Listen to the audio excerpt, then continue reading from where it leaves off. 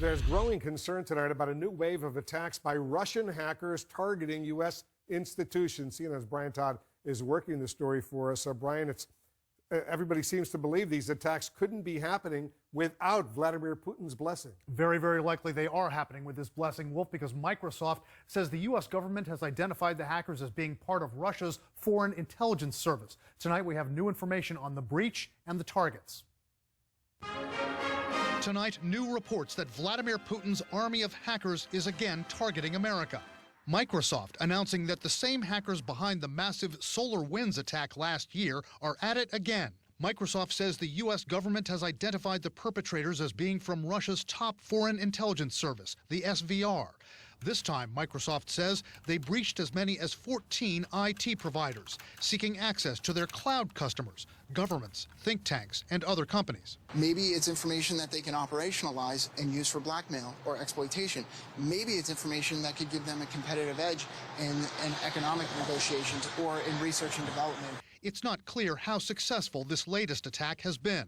But David Sanger of the New York Times, which first reported the story, says it presents a new level of threat from Russian hackers. What the Russians have consistently tried to do with the SolarWinds attack back at the end of last year and with this one is to get into the supply chain, the infrastructure that supports all of these systems, rather than try to break into your account and my account and everybody else's. Rather, get into some system that will allow them to do it en masse. Earlier this year, the White House blamed that same Russian spy agency for the SolarWinds attack, which breached thousands of users and sought to alter software used by the U.S. government and large companies.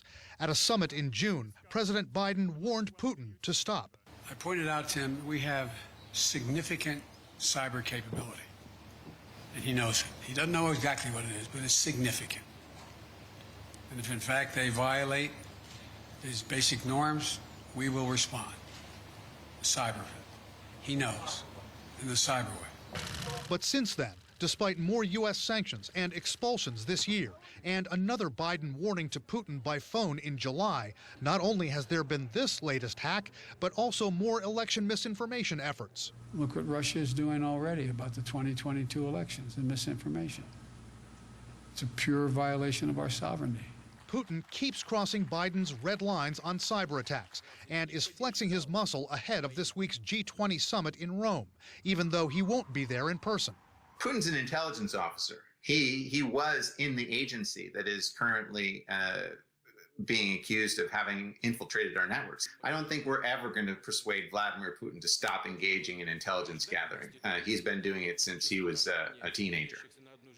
The Kremlin has consistently denied any involvement in these cyber attacks. As for any possible U.S. response this time, U.S. officials have not publicly discussed retaliation, and analysts say they likely wouldn't discuss it. But cybersecurity experts say American cyber warriors almost certainly are going to be targeting the Russians in response to this one, Wolf.